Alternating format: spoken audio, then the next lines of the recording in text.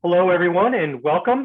My name is James Galvin, and we are here for the second in the i2Coalition Best Practice Series related to trust and safety in the DNS. In our first session, we started with a broad view of trust and safety, specifically looking at the domain name registration system. We, in particular, covered measurement. So the process of being able to measure DNS abuse as it relates to the domain name registration system, actions that registries and registrars can take in their efforts to mitigate, and reporting. So how the domain registration system can be alerted to issues and concerns that the community at large would want to look for some mitigation to happen. So if we can move on to the next slide, please. One of the things that I want to carry forward from the previous session is the DNS Abuse Framework. This is what we talked about this in the last session, and I think that it highlights, in fact, that there are many parties that are part of the ecosystem here in DNS abuse. We focused last time on the right-hand side of this with the reseller, the registrar, registry, the domain registration system, and the part of the system where they actually all can mitigate and take action against DNS abuse. But I think what's important here is recognizing that DNS abuse is distinct from internet abuse. And on the left-hand side, we can see that there are a large number of other players that are part of this overall ecosystem, hosting providers and site operators in particular. So there are many players beyond just the registration system. And a lot of these people are all actively working and doing their part to contribute to the mitigation of DNS abuse. And we're going to hear from some of that today.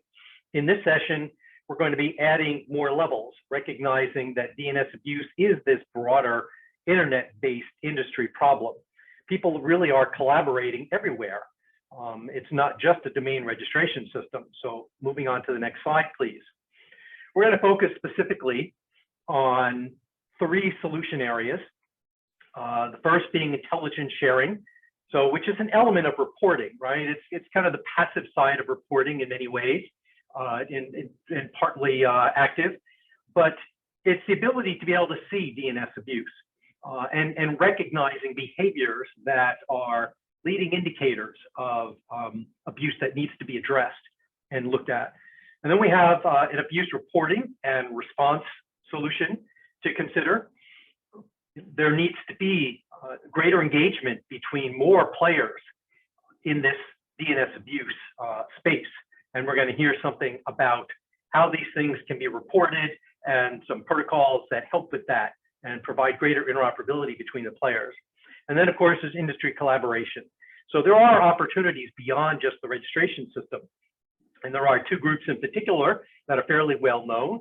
I'm sure that many of you have heard of them that are active in this space. They provide opportunity for other players and other parties to be a part of taking care of DNS abuse. So we'll move now into our speakers. The way that we're going to run the session here today is please do feel free to enter comments and questions into the chat room as they occur to you, or the Q&A pod. We'll reserve and hold back most questions until the end. If I see clarifying questions in the chat room or the Q&A pod, we'll try and take those with each speaker. But otherwise, to maximize all of our time and discussion, we'll save all of those to the end. But please do feel free to enter them as soon as you have them in mind and things that you want covered there. Okay. I'm going to assume, in order to maximize our time here, that folks have had an opportunity to see the agenda online so that you will have seen all of the bios for our speakers. And so I'm just going to jump right in here with our speakers and head up to our first person today. So the next slide, we're going to go to Michael Daniel from the Cyber Threat Alliance. And with that, let me turn it over to you, Michael.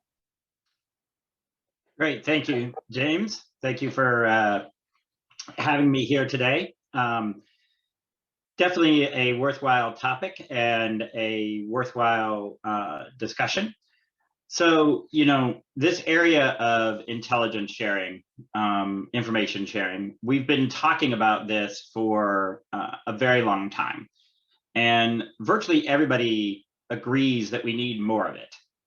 In fact, you can look at almost any cybersecurity report over the last 25 years, and it will have some section talking about information sharing. And so the issue is that it often doesn't seem like it lives up to its promise. And so the question is really why? And so what I'm going to talk about today is some of the reasons why we tend to get it wrong and why it doesn't work, and what we actually need to do to make it work better. So the first thing that I would say, so if you can pull up my slide.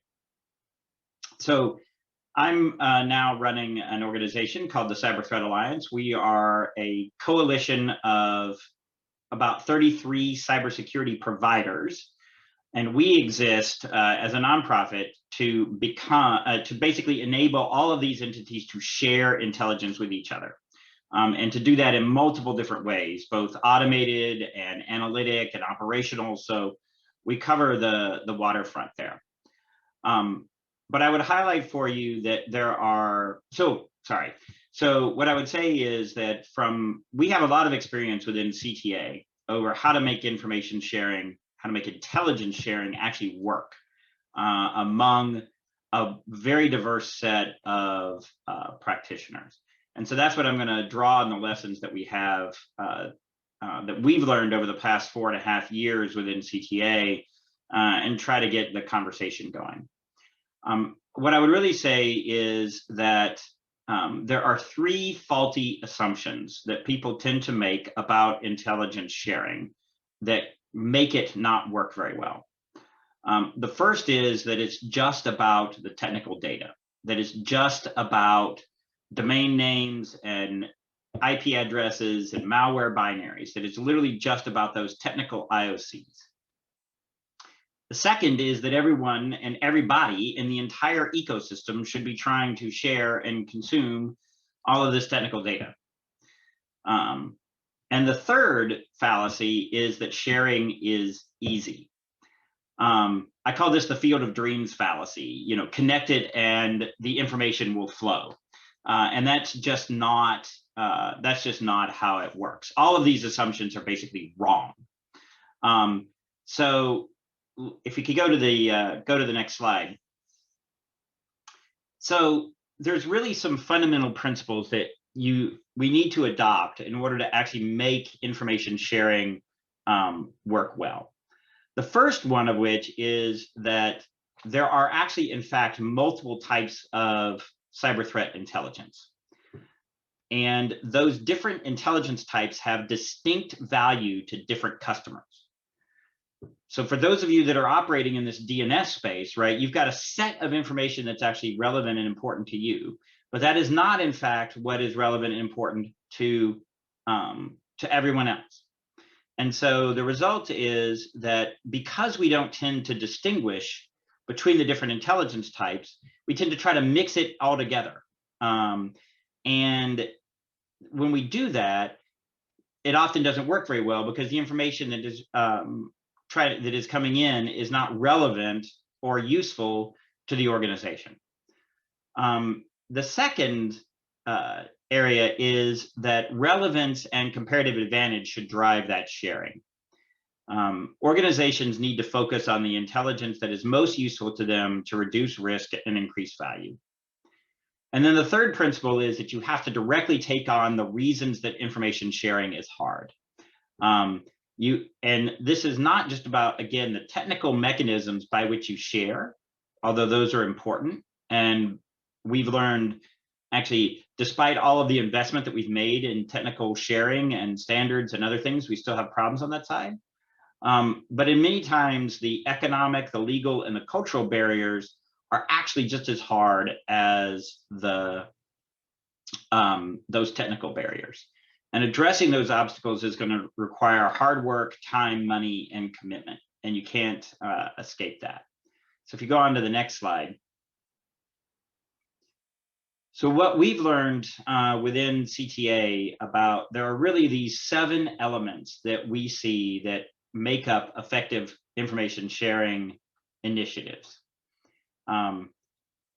One of which is, and so you got these 7 things that you really have to think about and put in place in order to make a sharing initiative work. I'll start with I'll go through these very quickly, and then we can drill into them in the questions if you want.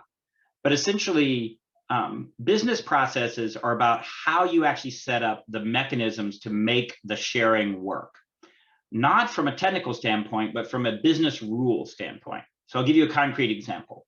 So within CTA, in order to be a CTA member, we have a business rule. You must contribute. So you can't just passively participate in CTA and accept what other people share. You, in fact, have to contribute to the group. That's a business rule that we enforce. We also have processes that we have established to enable those rules to be enforced. We have a way of measuring contributions. We have a way of tracking those contributions. We have a way of tying that back to individual companies and reporting on that. So we've set up a whole set of rules and processes to enable it. We also have built the legal frameworks that everybody signs up to, where we work through the issues that we have. And I will tell you that that was actually the single hardest part of all of this in many ways, was setting up the legal frameworks. When we were creating CTA, it took us about $200,000 and about 3 months to actually build the initial technology platform that we used to do the sharing. It took us 2 years and $2 million to get through the legal frameworks, just to give you some idea of the scale. So that the legal issues were much, much harder than the technology, as important as the technology is. And that's why that technology box is on there. You've got to have the right technology set up for what you actually want to be doing. You also have to have that leadership commitment, because sharing is not something you just do once. It's not something you do on an ad hoc basis, and it cannot simply be somebody's 5th priority to do upon occasion when they get around to it, because they will never actually get around to it. It will always be that secondary priority. So you actually have to make it a priority for somebody. Then you also have to focus on value. What is the value that you're actually getting out of the sharing, and figure out ways to connect that directly to the business processes. And then lastly, there's this element of trust. And so one of the things that CTA works very hard to do is to build that community of trust across all of our different members. So if we go on to the next slide, when I talk about the different intelligence categories, I'm going to talk about how we divide up cyber threat intelligence to make it more actionable and more useful to our members. So we think of intelligence as actually falling into 4 different categories. Technical intelligence, which is what most people think of when they think of cyber threat intelligence. But there's tactical, so that technical intelligence are malware hashes, IP addresses, bad domain names, that kind of stuff. There's tactical intelligence, which is details related to what's actually happening. And you can see the kind of decision that you actually need to make about that. Do we need to change a security setting today, right? There's operational intelligence, which is sort of how the attackers actually take and combine and do what they do. And where are they targeting? Who are they targeting? That kind of thing. And then there's strategic level intelligence, which is really about high level information on cybersecurity risk. And you'll notice that each one of these types of intelligence is aimed at a different level in an organization. And this last one is really up at a very senior level. And it's really about the strategic framework in which you live. So for example, a good example of strategic level cyber threat intelligence is if you are in an industry that the Chinese government has identified in their China 2025 plan, you are a target. Because the Chinese government is targeting industries that are in that area because they have laid out a goal of dominating that kind of technology in that business area. So they are going to be targeting you. And that is an example of strategic level intelligence. that is important for how you shape the rest of what you do, but that's not immediately actionable or knowable through technical intelligence. But yet it is a very relevant type of cyber threat intelligence. So then if we go to the next slide, what we have laid out within CTA is a taxonomy of 11 different types of cyber threat intelligence, arrayed by the categories that you see here. CTA focuses on that technical level and that tactical level intelligence, but we also share vulnerabilities and exploits among our members, and we also share defensive measures. We tend to not be sharing things like attribution or ransom information right now among CTA members, because that's not what is relevant to their business models.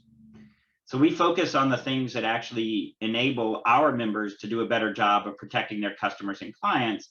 And a lot of that is at these more technical and tactical levels. And so we use this taxonomy. I use this taxonomy to explore how, for example, most end user organizations are not going to share most of this kind of intelligence. And trying to expect them to generate that kind of intelligence is not going to be very effective. So you really have to think about and divide up and think about what decisions are you trying to make? What information do you need to make those decisions? And then where can you actually go to get that information? And make sure that you're really focused on those issues that are related to your business and your operational model in order to actually make your information sharing effective. Then you can go design, once you have the answers to those questions, then you can go set up those business rules, the business processes, and involve all those elements that I was talking about earlier. So that's my quick run through of some examples of how CTA actually makes information sharing work in a very difficult environment. And I will look forward to the Q&A portion of the discussion. So thank you very much. Thank you. Thank you very much, Michael. Appreciate that. I can say for myself, you know, there's been a lot of, we're going to hear now in our next speaker of an example of a particular type of information sharing that's actually been quite successful and gone on for some time. But it's good to see that there is a, you know, broader solution to this intelligence sharing space. I know I've been involved in such activities myself a number of times over the years, and it's very difficult. I understand completely when you say that it's really hard to get it right when you're trying to present a broader picture and cover a broad space. So very much appreciate the work that you've been doing and what the Cyber Threat Alliance has to offer here. And now, still in the intelligence sharing space, let's move on to our next speaker, Matthew Stith from Spamhaus, going to tell us a little bit about their particular solution that, in fact, they've been doing for quite some time. So, Matthew, over to you.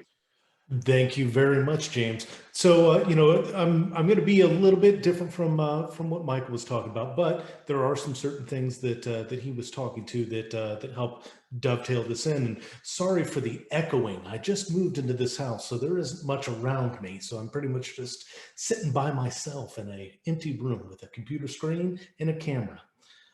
So, you know, essentially, Spamhaus is a reputational provider of data. And, you know, we collect intelligence throughout the entire world.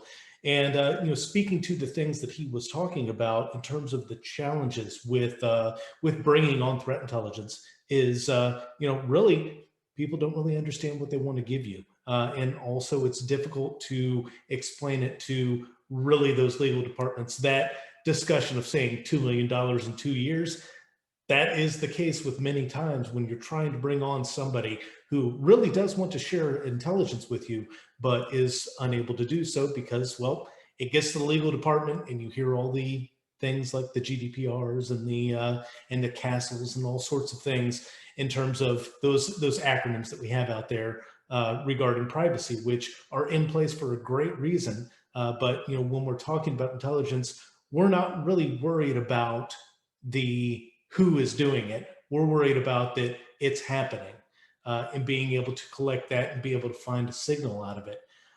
And one thing that is difficult with this, with doing intelligence sharing, is keeping the ball rolling when you're working through some issues, because in many companies that you do work with, you find a lot of transition is happening. And sometimes going through that transition, you may lose being able to keep moving forward with sharing intelligence. So, we try and make sure that you build a relationship we try to start from the bottom and then move up. And in some cases that does work, in some cases that doesn't work. But being able to develop champions within the companies that you're working with and building that strong rapport, because in many cases when you go to conferences or have discussions with people, it's usually those engineers or somebody who's just working at an abuse desk. And you build these championships up by building these relationships. And that's how you're able to get intelligence sharing to work. And later on, we're going to be hearing from Tobias talking about abuse desks and how building that rapport is definitely important, especially when we're talking about from a reporting standpoint. And one thing that Michael kind of talked about in terms of the strategic piece, and really that I want to highlight, is educational threat sharing. And what I mean by that is sharing the experiences. So let's say that you had compromised website, a breach of some type, or you just encountered a rise in fraudulent signups. And I know that in some cases you're not able to report certain things and say certain things about a certain incident that happened, but share those experiences if you can, because there's many times where you may have something that's happened to you, you fix all of the problems, and then suddenly somebody else has those problems, but they have no idea how to deal with it. And it's really important to come out and say, hey, we found out that miscellaneous company was trying to attack us, or miscellaneous miscreants, let's say, were trying to attack us. They got into our system, they compromised a bunch of mail accounts or servers, whatever.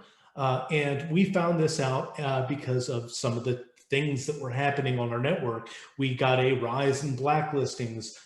We had domains that were put on register hold, or all sorts of things. And being able to share that stuff really helps. And then finally, talking about how did you stop it? And then what did you do to make sure that it wasn't going to happen again in the future? And this is a thing that don't think all the time that your anti-abuse is a competitive advantage, because there's going to be sometimes where you may stop something, you may have learned a lot of lessons, but the attacker also learned a lot of lessons during that time too, and be able to continue sharing that story along, even if it's publicly, even if you put up a blog post about it, about saying what was done and what we did.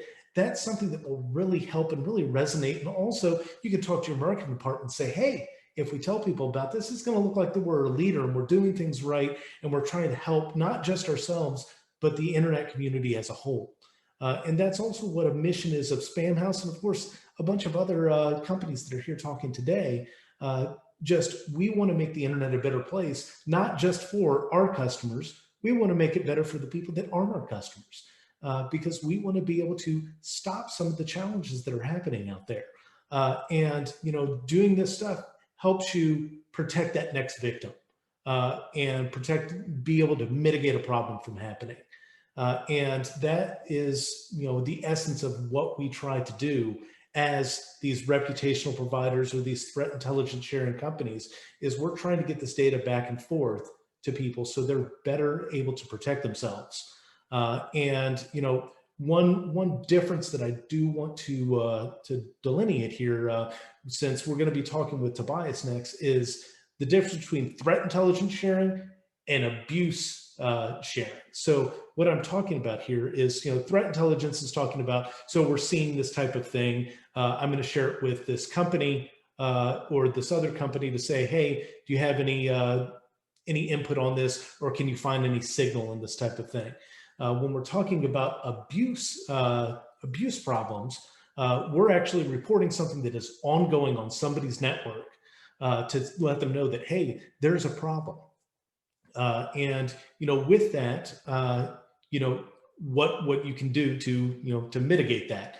And, Tobias is going to be talking about this here. And I'm going to more or less wrap all of this stuff up with saying that, think about sharing with everybody as much as you can and be public about it. Join groups, join the MAWGs and the cyber threat alliances that you can join to share all of these experiences. So everybody understands, hey, this is something that I don't need to be afraid of saying, hey, we had a problem, because all of us have something that we're not proud of that's happened on our networks at some point. So, with that, that is all I really wanted to talk to today. And I will go ahead and hand it back over to James so we can send it over to Tobias. Thank you, Matthew. Appreciate that very much. And I especially want to highlight the distinction that you made between collecting, deriving, and sharing intelligence, the data itself, and sharing the context, what you learn from that, so that we can make it better for everybody, so that others can take advantage of what you have gotten out of the fact that you've had that intelligence, and you took action. And so you learn something along the way. And as you say, we're going to be hearing about that in the end when we hear from, in our third section here, about industry collaboration opportunities. It really is in part about sharing amongst all the players the different things that they do, can do, or would do if they had the data available and had intelligence sharing available to them. Okay. I do want to remind folks, if you have any questions about each section here, intelligence sharing, please do put questions in the Q&A pod or type in the chat room. We're happy to sort of begin to collect those as we go along. And one other quick little announcement. Yes, there will be slides and a recording of this available afterwards. I apologize for not having said that before when we first started. And with that, I'd like to move into our next section on abuse reporting and response.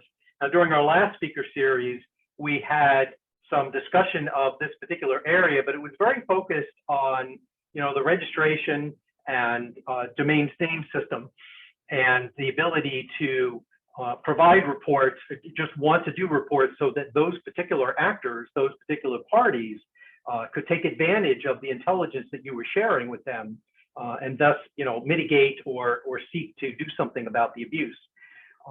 What Tobias is going to get into here is we're going to take this up a level and talk more generally about abuse reporting and response. So taking advantage of intelligence and creating, a better system for better reporting for many parties, many different kinds of parties, many different kinds of activities. So we're going to generalize what we talked about last time. And with that, let me turn it over to Tobias Connect from Abusix. Perfect. Thank you, Jim. Thanks for the introduction. Thanks, everybody, for being here. Great session so far.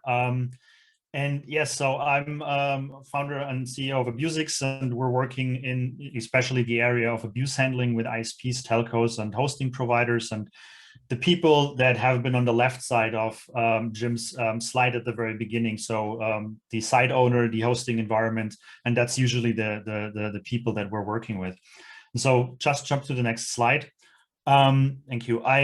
I would like to make a little bit of differentiation between the different types of intelligence and types of complaints and abuse reports, because we heard from Michael at the very beginning about the typical term of threat intel or threat intelligence. But that is fundamentally different to a certain extent from spam complaints or phishing complaints and abuse reports, because as he also said, it depends on who you are addressing with that type of information, and also the idea of what is that type of information really used for. And so when we're looking at threat intelligence and all the vendors that Michael showed and people that are exchanging that data, threat intelligence is built absolutely basics or from the basics of collaboration. How can we share information with each other so we can make each other better and we can secure more or less the space or the internet and networks in a better way. Abuse complaints or abuse reports are more or less kind of a finger point of somebody that goes to a hosting company and says, here, I received a spam message from you and you need to do something about it. So it's a fundamentally different way on how you are on how you kind of look at these topics in a way. And so let's go to the next slide, please. And so when we're looking at abuse reports and the abuse desks that are working those reports, the abuse desks of the big telcos, of the big hosting cloud providers, there's two different types of abuse reports. We differentiate usually between automatable responses and not automatable responses. So there's when we're starting with not automatable responses. So let's say law enforcement sends child exploitation information to a hosting provider that is hosted, that found this type of material hosted in their environment. This is usually not automatable from a response perspective. Usually somebody has to look at those type of things. It can be partly automated, but it's usually something where people have to interact.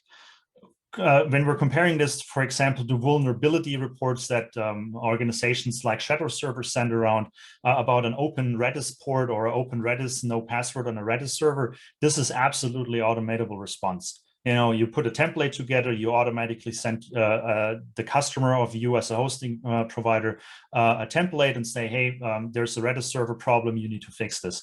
And this is usually something that can be done in a really fast and accurate way. So when we're going to the next slide, when we're looking at on how an abuse desk usually works, is the first thing that needs to happen is that they get a report. That can come from a third party outside, that can come from internal information. And then the first step that they usually do is doing some kind of mitigation. So let's say we have a machine somewhere in a data center that is spamming, and we want to mitigate that. The easiest way can be to contact the owner or the user of that machine, tell them that something is broken, that we're seeing spam coming from his machine and there's reports coming back. And the mitigation level could be, for example, block them on port 25 outbound to make sure that there's no spam leaving the system. And then at the end, there's the second step. The ISP or hosting provider should have an intent to remediate the issue and make sure that this machine is going to be cleaned up, that the machine is up and running, that it's safe and secure, and that all kind of mitigation steps like port blocking or even shutting down internet access in certain cases, that this can be lifted again. And the idea of that is that the amount or that the time periods between those steps is as short as possible. It doesn't make any sense if somebody reports something and we're starting mitigating this problem 4 weeks later. So that's usually not on how this should work.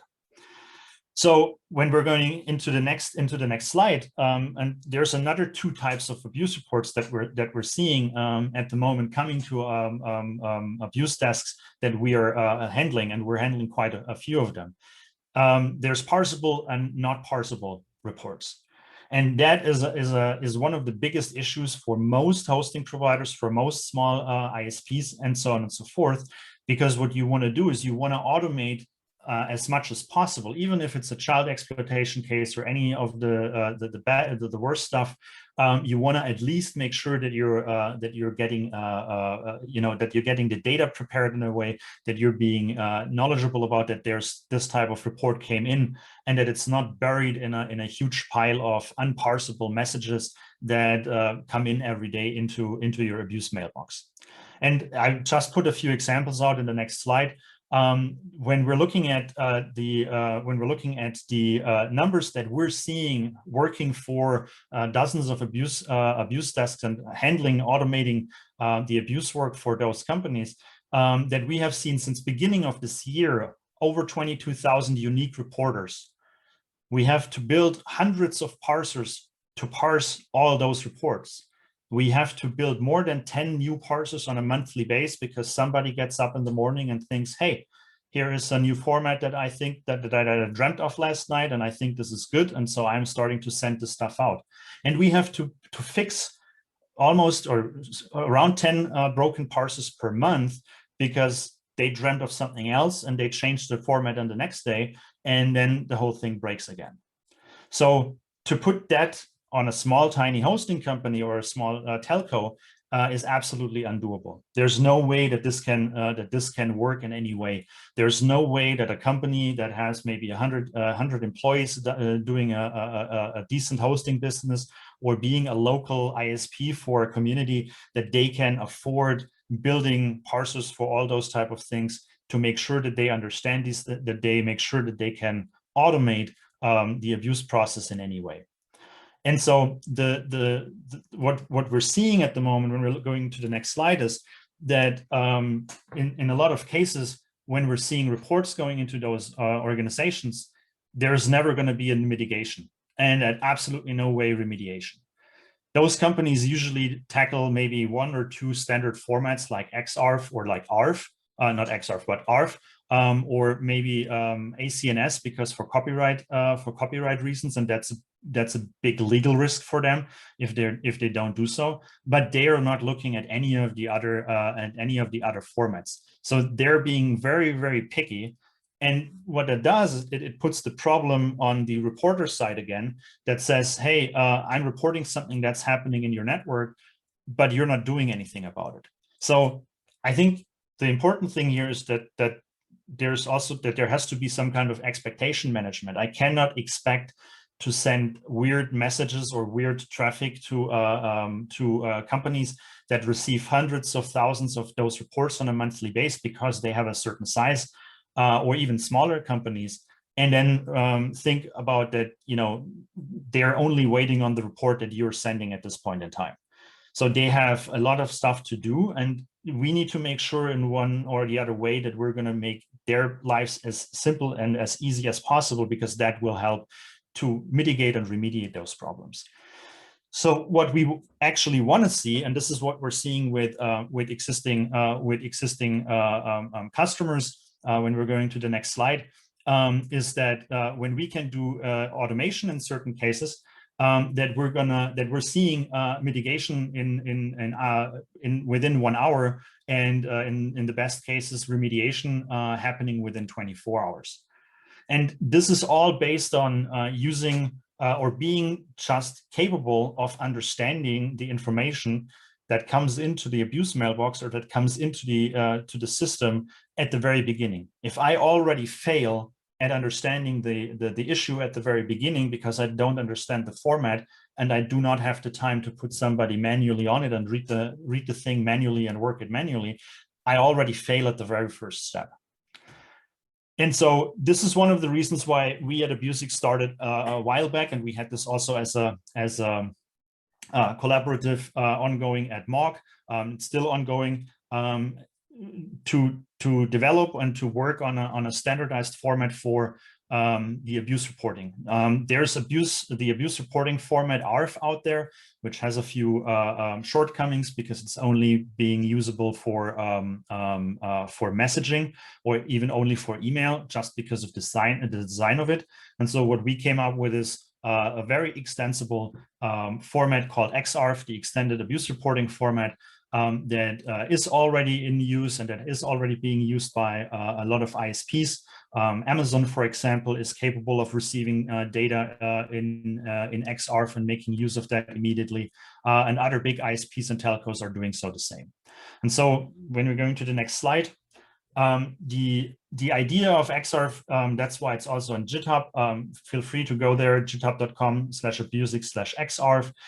The idea is that this whole format is a community-driven format, a little bit the same way as Stix and Taxi and the threat intel community was at the very, very beginning, that there was kind of a collective work where people brought in their ideas and what makes sense and what is necessary to be done to make that protocol or to make that format successful.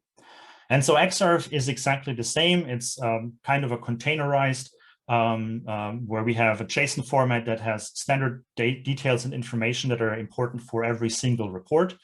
But we're also adding on top then specific subcontainers in a way that, for example, can go and say, this is about spam, this is about copyright, this is about child exploitation, this is about any of those type of event types that we're seeing out there. And so it's very easy to extend and to put new event types in there. And it's also then at the same time very easy to automatically parse them in an abuse test and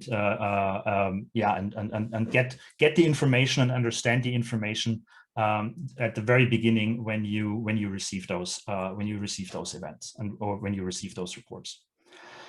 So when we're going to one next slide, that's I think the last one. So the interesting piece about those type of formats is always kind of the typical chicken, egg, action, reaction, or reporter abuse desk problem. So, you know, on one hand, when you report information and you come up with your own new specific format, I think the argument to say, yeah, I'm going to start using Exarv if it's very well adopted and if it has 95% adoption rate in all ISPs in the world is a little bit a silly one, because your specific format usually doesn't have that type of adoption in those areas anyways. But what that also says, and this is an important one, and I think this goes a little bit back to the very beginning of that session, what Michael said at the beginning.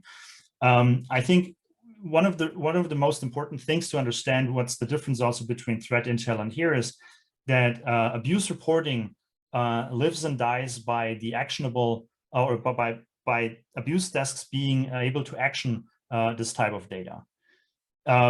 We have heard in the past that there's a lot of people that say, yeah, we have a ton of information, we have a ton of data, but actually it's not really worth sending that to ISP X or to ISP Y because they're not doing anything anyways. So why would I do that anyways? And this is also going a little bit into the chicken and egg problem. We have seen a lot of ISPs and a lot of telcos and hosting providers over the years where people that worked in the abuse desk were begging us to give them as much information so they can go back to their management and say, look, this is all the stuff that we're seeing and we need to do something about it. If you're not reporting about it, you're not going to get, you don't even have the chance to get awareness about it. And so I think in especially this case, it's not so much a legal thing because thank God it's not, and it's not that expensive. But it is a problem of being willing to share that type of information with the ISPs, with the registrars, with the owners of that IP space or domain or whatever it is, to make sure that you're sharing that information. That is very, very important because that is more or less what abuse desks are driving on, and you can't question their work in a way if you're not doing the first step in this regard. So I can just, everybody that has data to report, make sure you can report it. Feel free to join and go to the Exarv site, join in and give us ideas on how we can improve it. Use the abuse contact database, which is for free, to address the abuse reports and then start sending abuse reports to any ISPs in the world and just make them aware of that there's problems within their network. Cool. That's then, yeah, thanks for joining in again. And I'm also looking forward to a few questions at the end of the Q&A and then back to Jim. Thank you, Tobias. You know, I very much appreciate what you had to share and what you were showing from the security community point of view. Obviously, a critical goal is shortening the lifetime of abuse that's out there. And when you're trying to do this at scale, one of the key things is being able to standardize on the reporting mechanism, being able to receive all of that evidence and get it. You can have threat intelligence that can tell you about things, but you need to be able to report that and then ingest it, take it on board, and having that in a standardized format allows for interoperability, greater collaboration between partners, and also just the ability to reach out to people who you might not be a partner with, but knowing that they're available to you in a standardized way certainly facilitates and makes the DNS in the large, you know, a much more trustworthy and safe place, which is the theme that we're trying to cover here in general in this speaker series. So congratulations on the success that you've been seeing with your standardized mechanism. And now we're going to move into talking about collaboration more generally. APWG and Phishing and MAAWG, you know, each have their particular areas in which they work, but they offer a lot of opportunity for anyone in the industry to come and learn, be a part of, take advantage of, you know, everything that's available to them.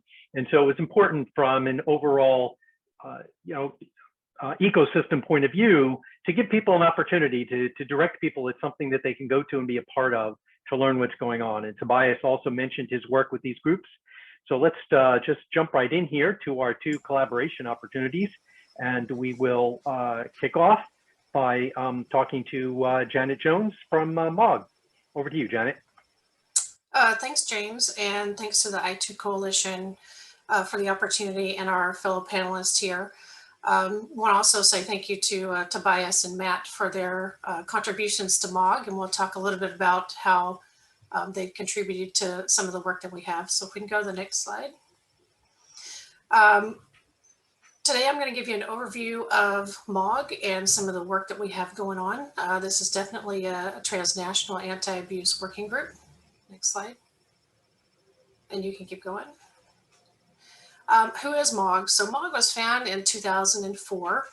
Messaging, malware, and mobile anti-abuse working group. Largest global industry, bringing together all the stakeholders with online community, confidential, technology neutral, non-political forum. And this is where we develop cooperative approaches for fighting online abuse and exploitation. Next slide. And I'm going to quickly go through these introduction slides, and these will be available afterwards, but I just want to make sure we cover a couple of key things here. Within MOG, we have very diverse and inclusive, trusted community. And the key thing for this is MOG as a collaboration.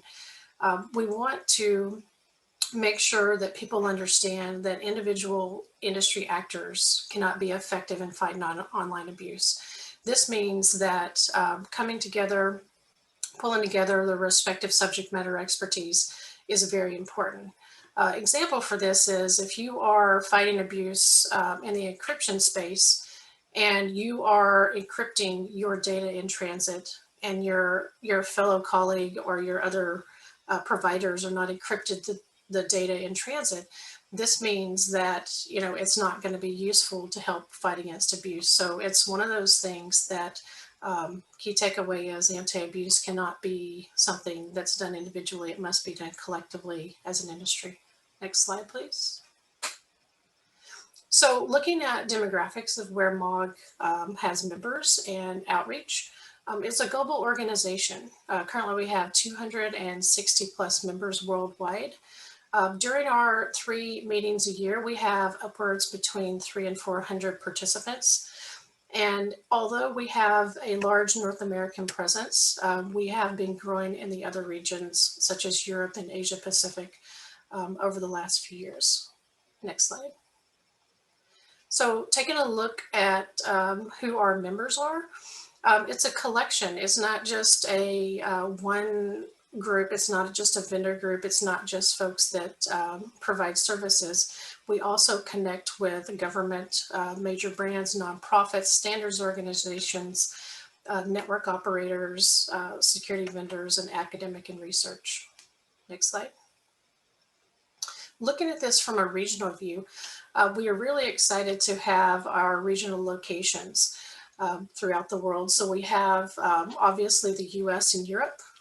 We're really excited partnering with our folks in Latin America as well as Africa.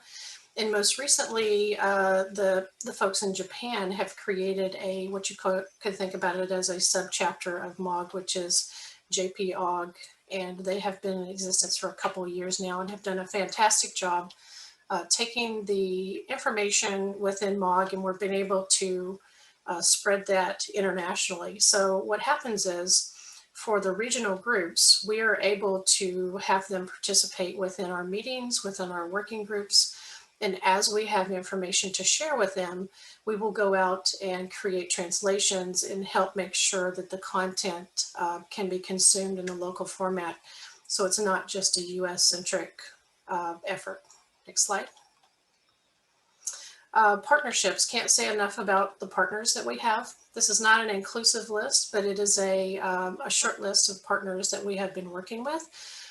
For MOG in particular, we want to make sure that we're leveraging the subject matter expertise in the industry versus trying to duplicate efforts. So if we have something that we're working on for authentication, or we're working on something with identity management, we might go to our partners in the FIDO Alliance bring them in and say, hey, we have a particular problem set we are trying to solve, and we'd like to get expertise in that area.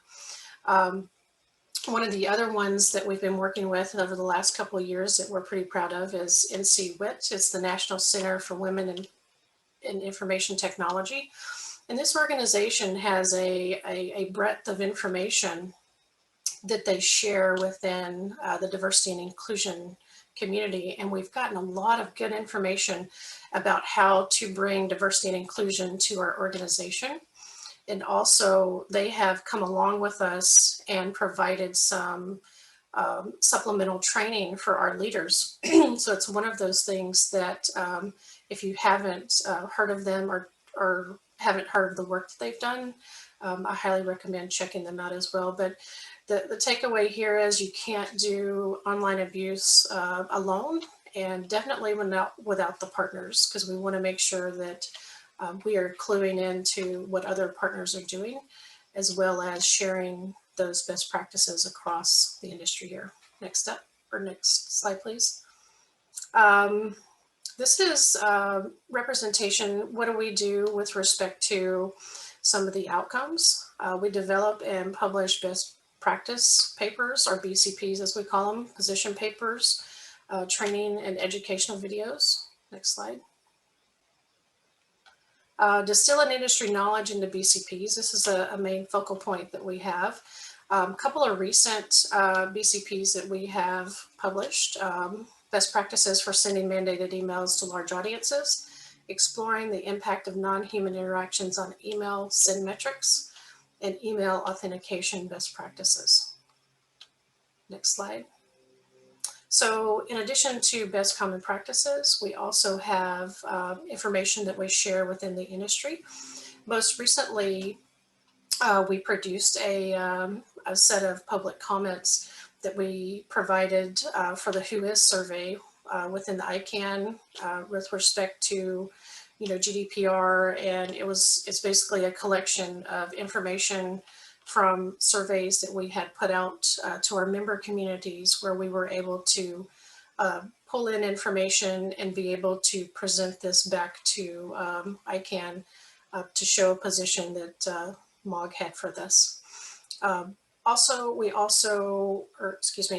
have a couple other things: the second, security, stability, and resiliency, and then in the input to the NIS2 directive. Next slide.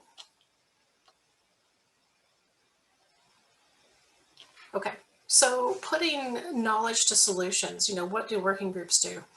MOG is segmented into different committees and special interest groups.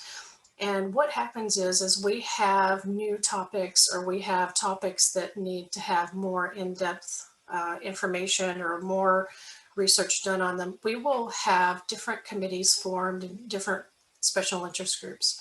So when you think about the activities that we have the informative presentations that happen throughout the year. Not only during our meetings that we have engagement series where we cover different presentations, the best common practices, position papers.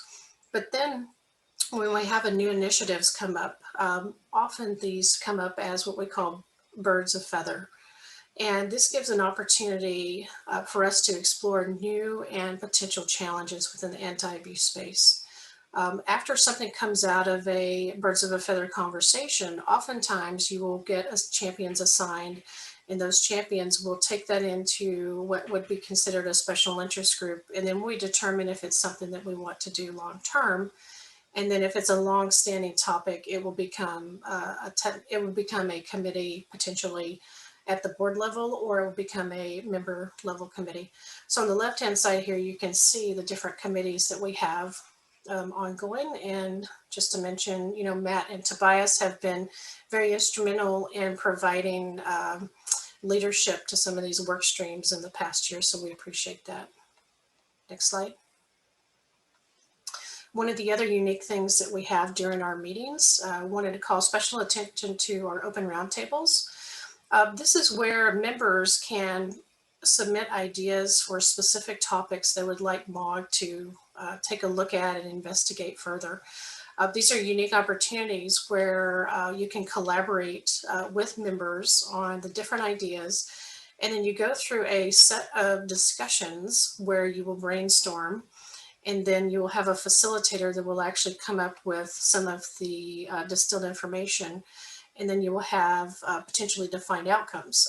I think that most of our members find these are one of the most valuable things that we have within the organization, because this is where we have people able to come in and actually, you know, tell us what's on their mind and within the anti-abuse space, and be able to shape and shift the way that MAWG looks at things going forward and potential problem areas that we want to focus on.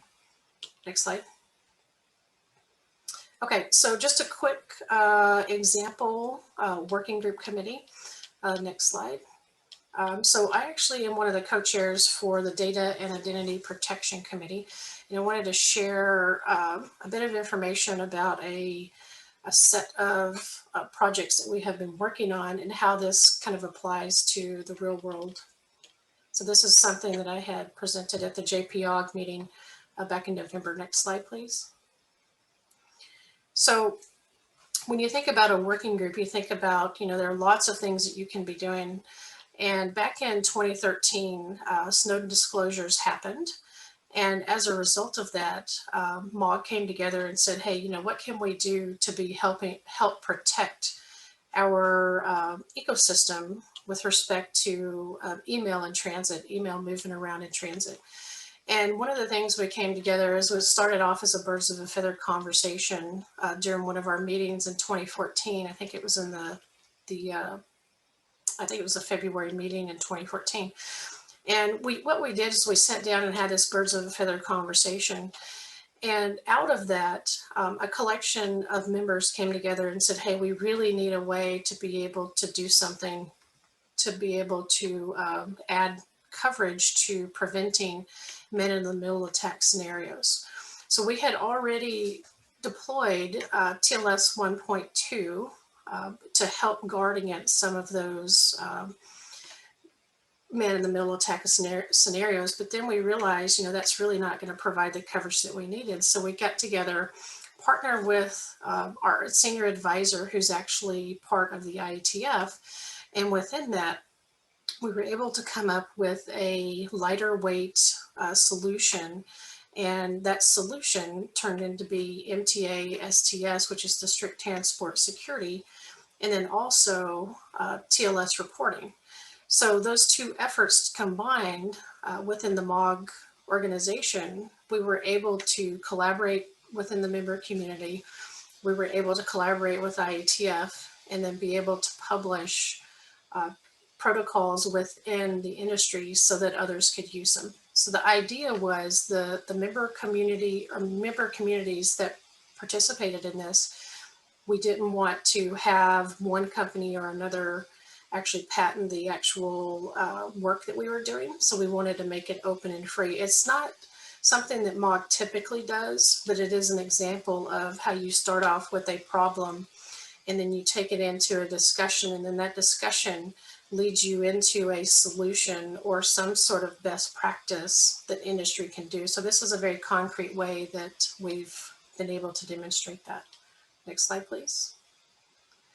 A couple of other things, if you've noticed, I've talked about certain technologies that don't necessarily fit within the messaging mobile space, part of our 3Ms.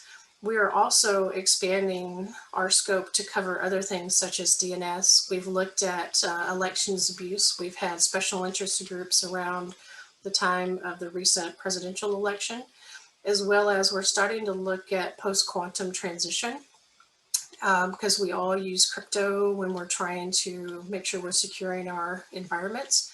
So those are some of the things we're going to be looking at, as well as adversarial AI. And our next big push for guarding against our email in transit man-in-the-middle attack scenario is going to be TLS 1.3 adoption.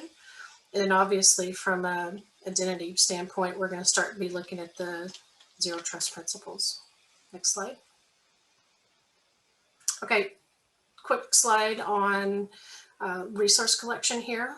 By all means, go out to the main website. The best practices have information that can be consumed from the industry today. You do not have to be a member to look at our published documents. You can also look at the public comments we've made, also take a look at the Who Is survey. We also have a blog, YouTube channels, and other social media to follow along as well. Next slide. If you have any questions, do not hesitate to go out to either our main website. You can reach out to the organization directly there, or I'm happy to take questions. Janet@mog.org. Thanks, James.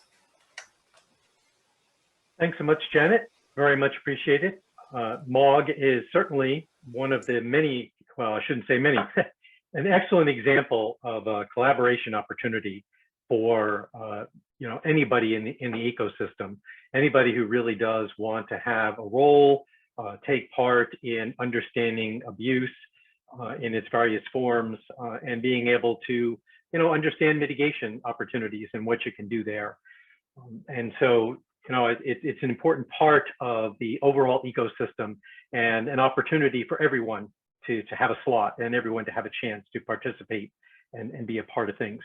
Similarly, let's move quickly on to our next speaker, Peter Cassidy, who's going to tell us about APWG, an additional opportunity for collaboration among the entire industry, really anyone who wants to get involved in dealing with mitigating and understanding internet abuse. Over to you, Peter.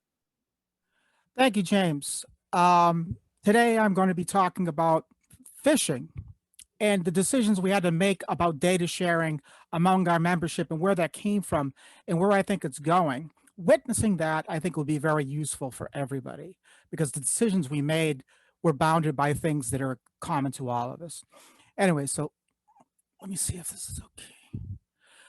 Okay, today we're talking about data exchange as an emerging counter cybercrime best practice. There are no hard and fast rules. A lot of discussions today about how we're searching for ways to mobilize data, how we are mobilizing data, how we're framing the mobilization of the data so that it's immediately consumable, and giving definition to the kinds of information and intelligence that we exchange.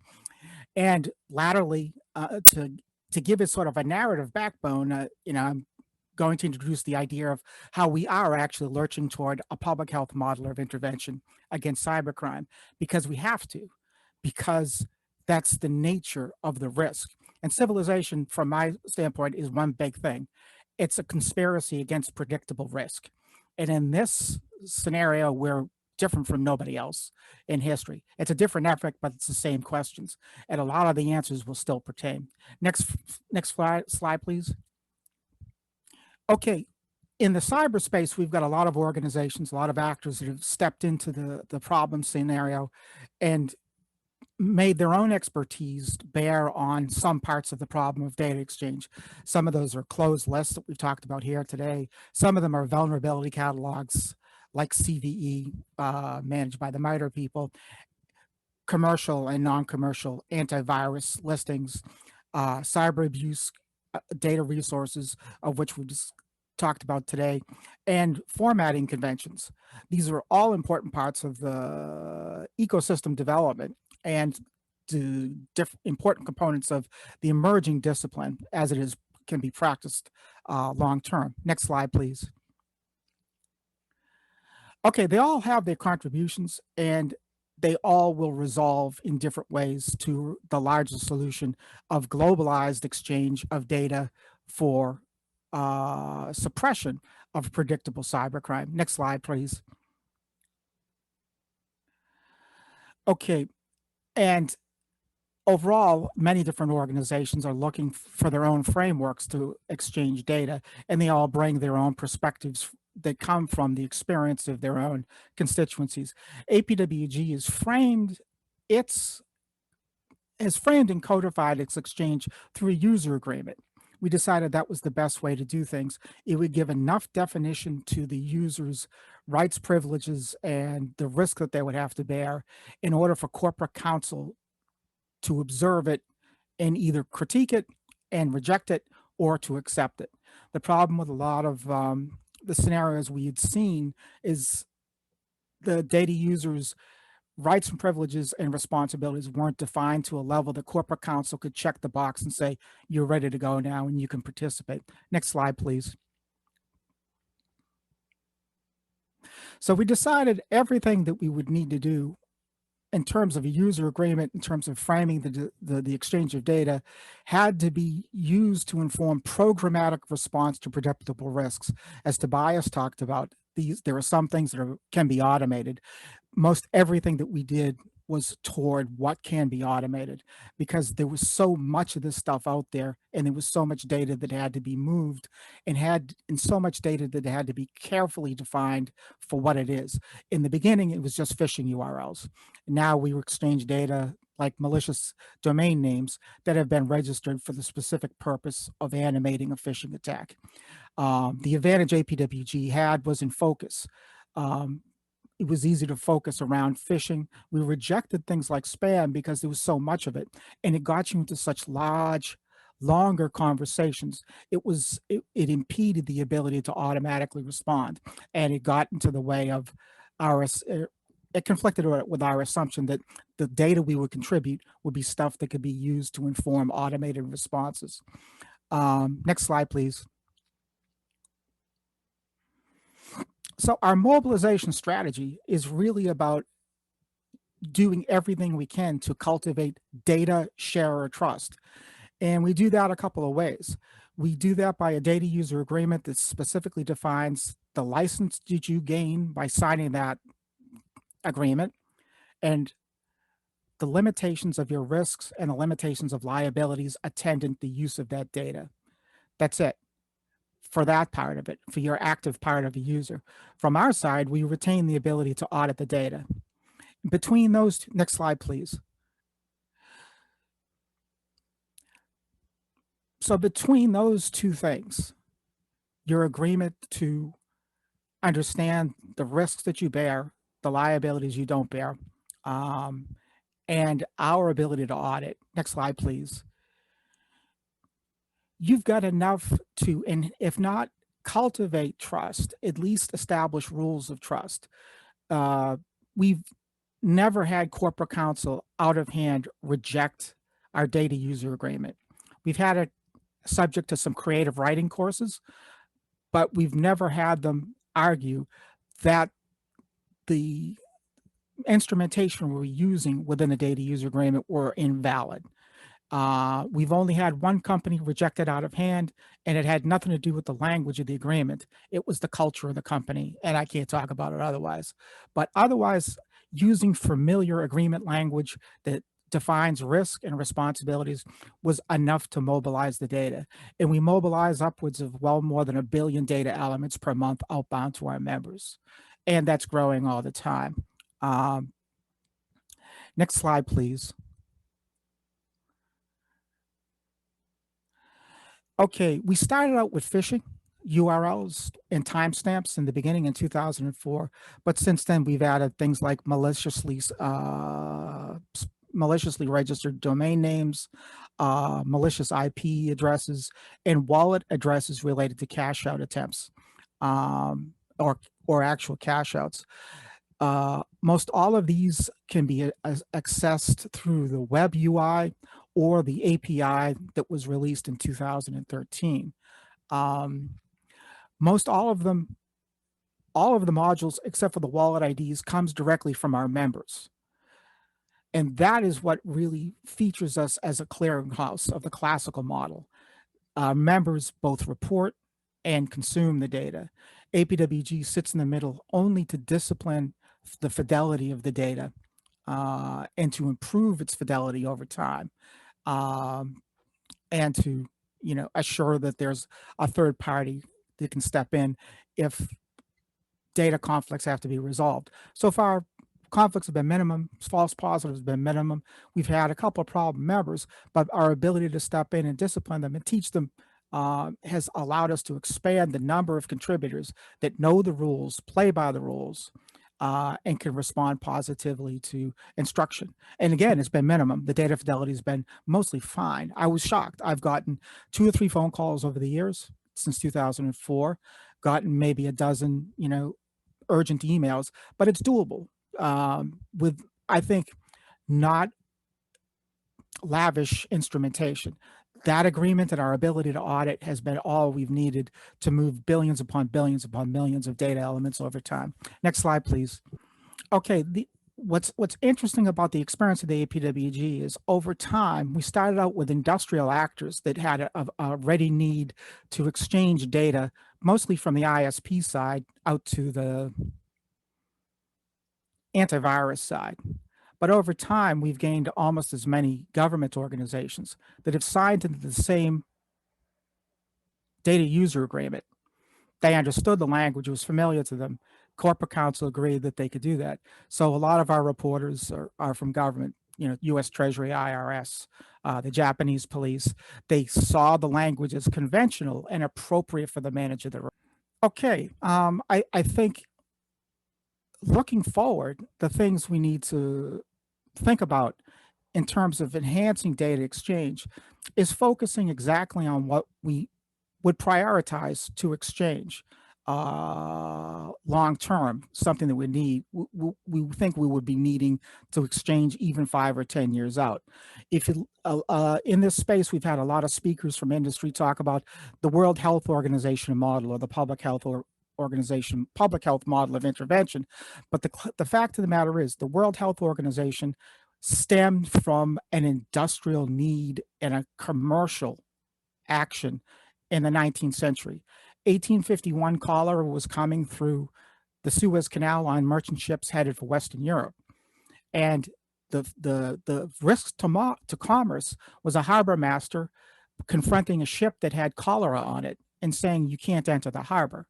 So maritime trading organizations, French ministries of health, got together in 1851 and decided we need a quarantine protocol in order to let those ships enter port. That was it. It was led by industry with government. And I think cyber is going to be somewhat the same thing. You looked at the discussion of the cyber executive order of May 12.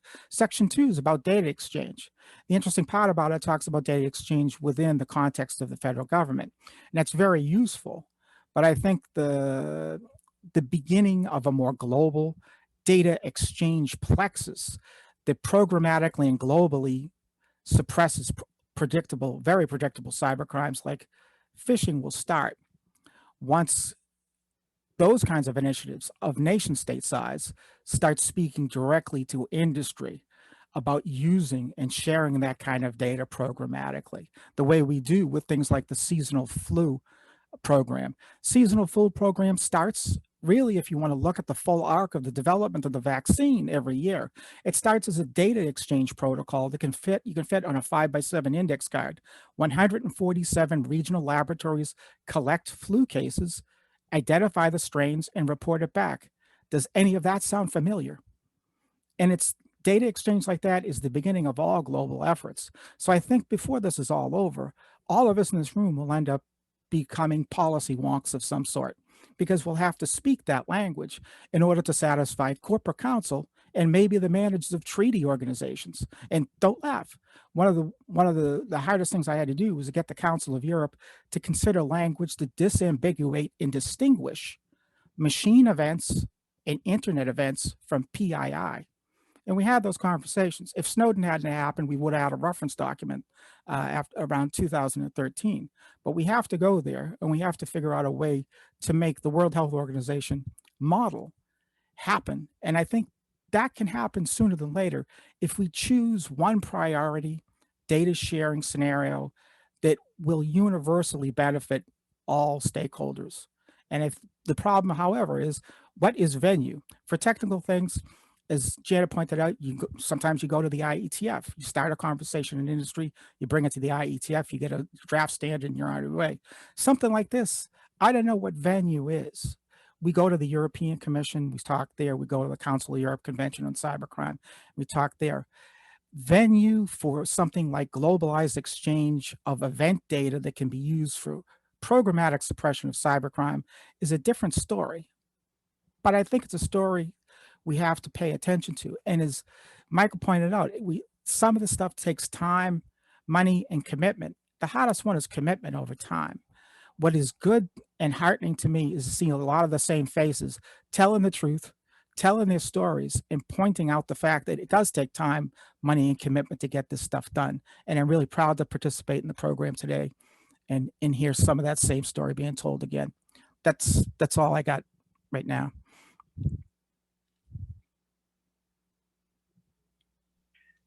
Thank you, Peter. Appreciate it very much.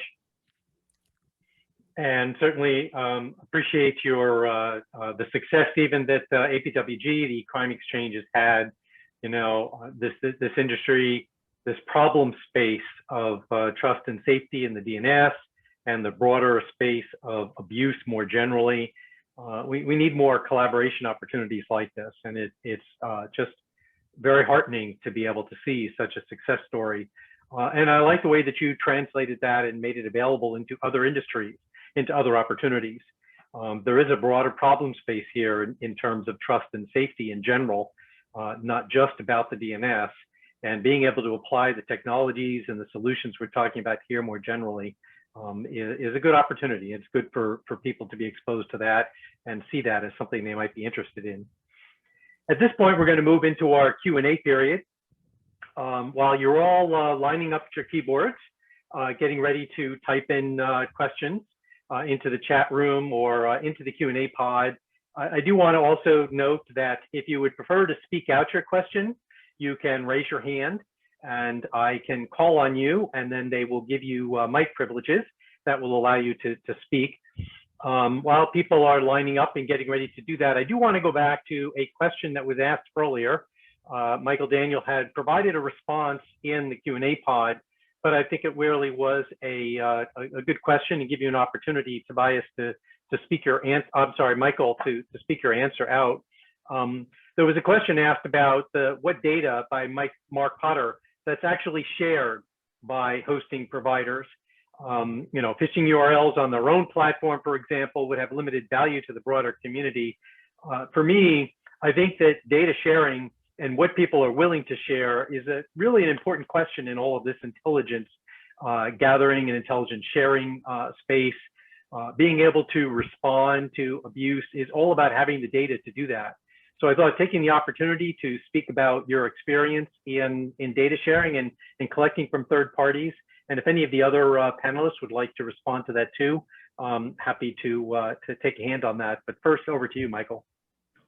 Yeah, thanks. So as I said in the answer, right now, among our 33 members, we share about 11 different indicator types. So everything from URLs to hashes to IP addresses to domain names to ports, mutexes, registry keys, and the associated context.